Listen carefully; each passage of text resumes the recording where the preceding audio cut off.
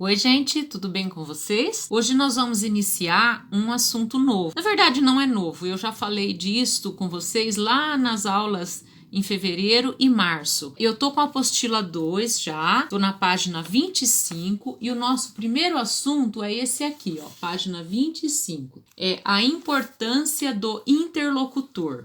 A apostila 1, ela já falava disso, da dissertação expositiva e da dissertação polêmica. Aqui ela entra com a estrutura do texto dissertativo, focando mais na questão da linguagem e da importância do interlocutor.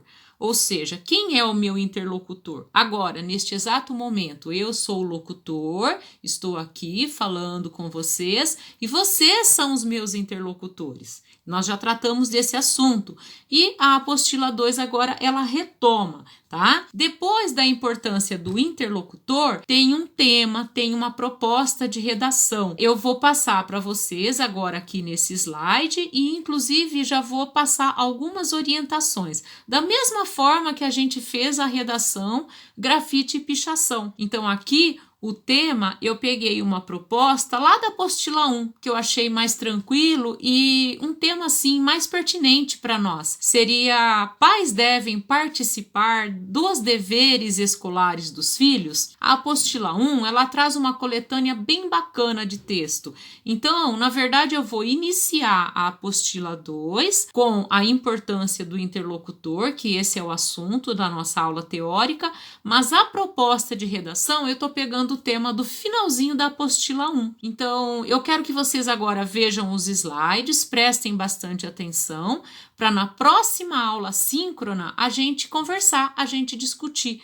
Porque esse assunto aqui, se os pais devem ou não participar dos deveres escolares dos alunos, é um assunto, gente, que vai dar pano para manga. É até legal vocês olharem aqui, conversar em casa, ver como é que é isso aí, discutir, para a gente poder participar na nossa aula sim. Vamos aos slides agora. Então, aqui nós estamos na apostila 1, na página 126, iniciando então este módulo, dissertação expositiva e dissertação polêmica. Da apostila 2, nós vamos utilizar a página 25, cujo título do módulo é a importância do interlocutor. O que um tem a ver com o outro? Como nós vamos fazer uma dissertação argumentativa, polêmica, é importante nós sabermos a importância do interlocutor, ou seja, quem é o meu interlocutor? A pessoa que eu estou tentando convencer de que eu tenho razão. Então nós vamos trabalhar ambos os módulos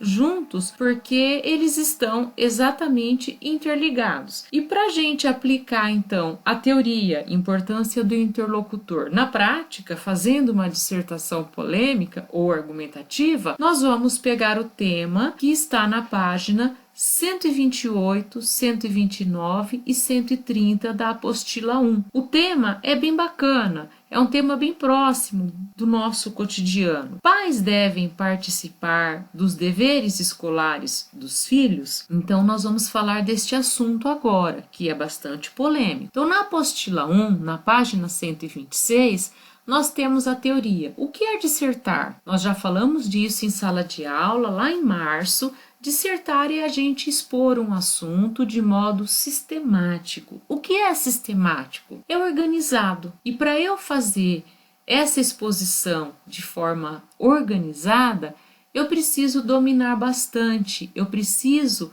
saber bastante sobre esse assunto. Por isso, nessa apostila há bastante texto e por isso, nesta aula, eu também vou apresentar uma matéria de jornal, um vídeo, para vocês também se inteirarem do assunto, para não ficar baseado no achismo. Esse tipo de texto, então, exige conhecimento do assunto tratado, reflexão sobre o tema e um raciocínio lógico, baseado em análise, síntese, para a gente fazer uma exposição de conceitos, de ideias e de opiniões que exijam mesmo essa capacidade de defender a minha opinião sem apelo emocional.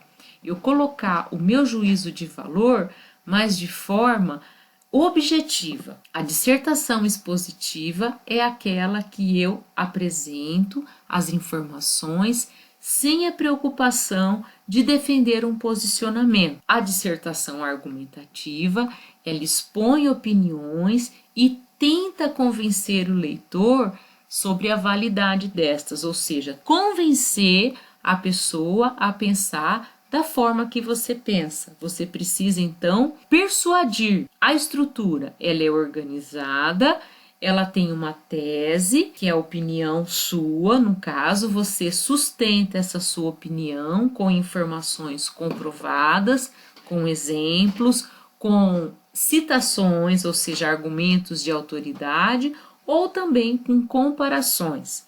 Então, vamos lá. A linguagem, ela é objetiva e impessoal, inclusive o título também. Na nossa apostila, lá na página 25, apostila 2, a gente então tem um exemplo de uma dissertação polêmica. Como tem essa imagem aqui, alguém diz sim e alguém diz não. Quem tem razão? Quem comprovar melhor, como num julgamento. Na dissertação, então, argumentativa, você precisa persuadir, convencer, apresentar a validade das suas ideias. Quem é o seu interlocutor? Então, você precisa ver certinho quem é esta pessoa para você utilizar uma linguagem adequada para convencê-lo, porque há uma discordância. Você precisa, então, instruí-lo com argumentos sólidos e consistentes. Você precisa, então, trabalhar com argumentos capazes para isso.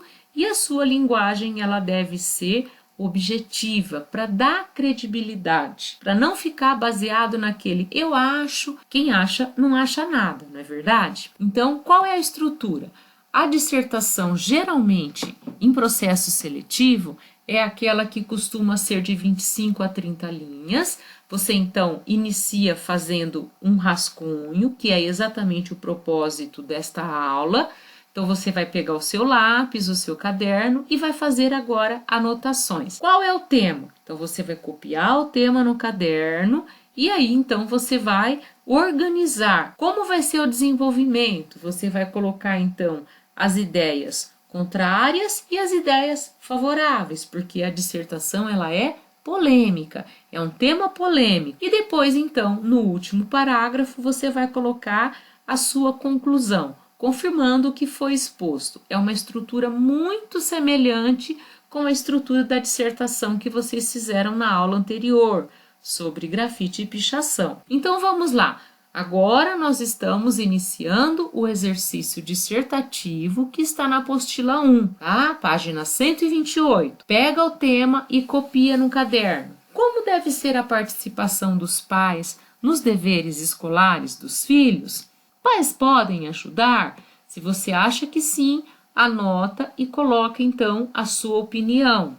Se você acha que não, coloca e você justifica com a sua opinião porque a ajuda deles não favorece o estudo. Agora você vai colocar a justificativa baseado em exemplo, em argumento. Então vamos lá. Você já pôs a sua opinião sobre o assunto, agora vamos ver os argumentos.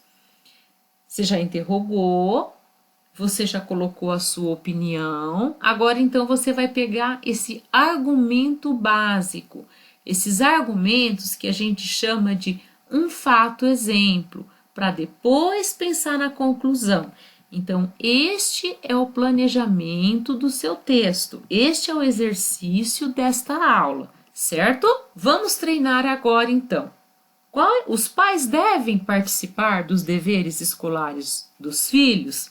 Você já respondeu essa pergunta de forma simples, clara, concordando ou discordando.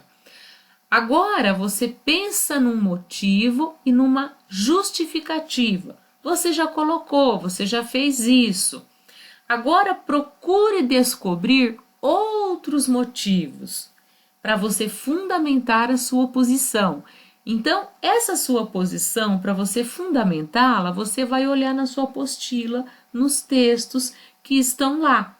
Leia os textos, grife as ideias para você colocar. Depois você vai pensar então na conclusão, que você vai fazer pensando na ideia inicial que você colocou para você justificar. Mas agora ainda a gente está neste exercício aqui. Fundamente a sua posição. Um exemplo para reforçar a sua posição. Para ajudá-lo, eu coloquei outras ideias. Não, os pais, não que eles não devam fazer para os filhos, mas compartilhar estes momentos, mostrando interesse, fazendo considerações, pode valorizar o que os filhos fazem. Essa é uma ideia, se você concorda com ela, você vai copiar para justificar a sua. Claro, o maior investimento é a presença, é a participação, a contribuição, inteirando-se da rotina escolar dos filhos. Isso é dever dos pais, obrigação deles. Além de garantir a aproximação, esse interesse ajuda a despertar o mérito intelectual. Você pode pegar essa ideia para sustentar o argumento, se é que você colocou sim. Pais devem estar presentes, mas só agir quando a criança tiver dificuldade. Aqui você pode citar um argumento de autoridade, você pode colocar segundo a pedagoga Teresa Schneider, e aí você copia, entre aspas, a ideia dela e complementa com o que você pensa a respeito, concordando com ela. Um estudo da Universidade de Harvard, 2013, aí você pode pegar essa ideia, inclusive citar, de acordo com uma coluna de Contar do Caligares, publicada na Folha, aí você pode citar a pesquisa e pegar essa ideia, entre aspas também. Para a psicóloga Daniela Freixo de Faria, é importante deixar a criança sentir que conseguiu resolver o problema. É como andar de bicicleta. Então você pode pegar também essa ideia para complementar a sua, se é que a sua ideia é falar sobre autonomia. Então você pode colocar de acordo com, segundo com e colocar então esse argumento de autoridade. Não há consenso. Especialistas dizem que os pais devem acompanhar a vida escolar dos filhos, mas só para tirar dúvida. No caso, se você vai trabalhar com pró e contra, sim e não, então você pode iniciar na sua introdução esse não há consenso, e aí você colocar por um lado e depois por outro, certo? O pai deve estimular o filho a pensar e, além disso, desenvolver a ideia de que é prazeroso aprender, ter responsabilidade e autonomia, lembrando que isso é um processo que no início precisa de ajuda. Você pode pegar essa ideia e complementar com o que você colocou aqui, o claro que sim. Dá para você aproveitar e você fazer a sua dissertação complementando as ideias e sustentando a sua opinião. Ou, quando o pai deixa erros na tarefa, é uma oportunidade de que o professor vai perceber que o aluno não conseguiu entender. No caso, você pode pegar isso daqui e citar como um exemplo quando você coloca a ideia do auxílio aqui, ó. Os adultos não melhoram o desempenho dos filhos, então você pode pegar esse daqui e complementar com esse. Perceberam? Dá para você ir intercalando um e outro, que vai ajudar o seu texto a ter, vamos dizer assim, consistência nos argumentos. E o seu texto ele vai ganhar credibilidade. Essas são algumas ideias. Para complementar, eu ainda vou citar outras. Vamos dar uma olhada? Espero que vocês tenham gostado da aula e tenham gostado do tema. Agora, para complementar, como esse assunto assim ele é bastante polêmico, eu vou passar um vídeo para vocês bem curtinho. Vejam esse vídeo para complementar então a pesquisa de vocês. Vamos lá?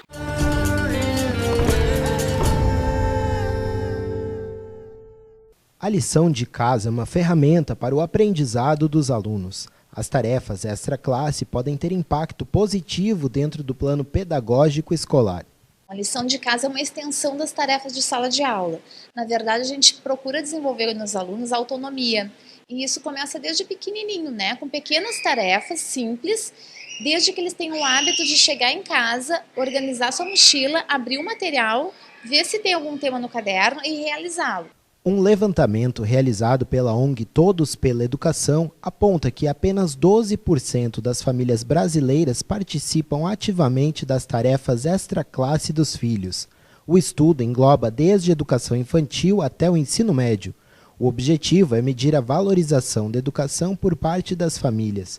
De acordo com a pesquisa, os alunos que costumam fazer os temas de casa têm melhor desempenho escolar. Mas nem sempre essa tarefa é fácil e a ajuda dos pais pode influenciar no aprendizado. A lição de casa tem uma importância fundamental para a fixação dos conteúdos. As crianças precisam retomar tudo aquilo que elas viram em sala de aula durante uma tarde ou durante uma manhã. Então, quando chegam em casa e elas conseguem retomar esses conteúdos, elas têm mais facilidade de fixação e também de compreensão desse conteúdo.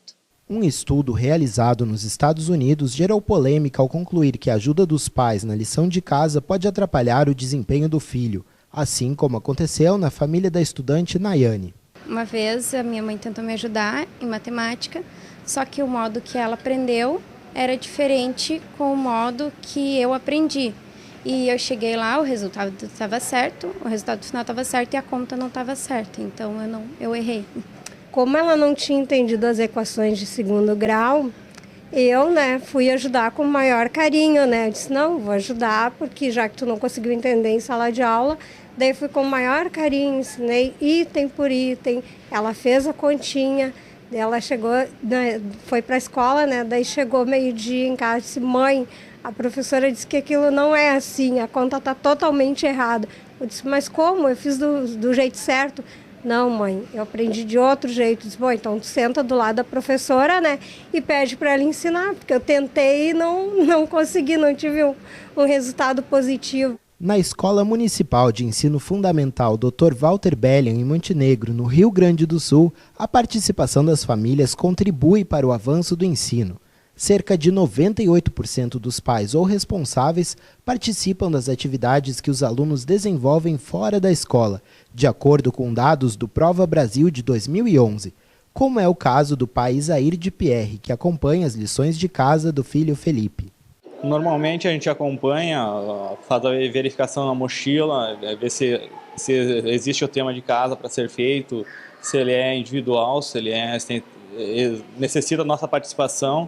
Entendeu? É uma verificação diária, É um controle que tem junto com a escola, a revisão da mochila, a revisão dos temas e a participação e também a instrução, para que complemente os estudos, que se interesse, para que incentive a busca do conhecimento também fora da escola. Eu acredito que os pais devam acompanhar. Quando a gente fala em acompanhar, é o pai saber que tem um tema para ser feito, organizar com essa criança, se ela for muito pequena, organizar um horário, um espaço adequado para que ela possa fazer num momento mais tranquilo. Por exemplo, uma criança não pode realizar um tema de casa com sono, com fome, porque ela vai distrair, ela vai pensar em outra coisa e não vai realizar aquele trabalho que precisa ser feito. Então, isso é a supervisão, o acompanhamento dos pais. O pai e a mãe não têm que fazer tema pela criança. Bom, agora então, com o conhecimento que vocês tiveram do vídeo, o conhecimento que vocês tiveram dos slides, eu quero agora que vocês façam um esboço, façam anotações e venham preparados para a nossa próxima aula síncrona. Na próxima aula, então, nós vamos conversar, vamos debater um pouquinho esse assunto e vamos fazer um plano de texto. Nós vamos treinar agora uma dissertação argumentativa, utilizando pró e contra. Na verdade, é muito parecido com o que nós já fizemos com a dissertação grafite e pichação. A apostila 2 ela inicia novamente com esse texto argumentativo, então nós vamos praticar, certo? Tchau!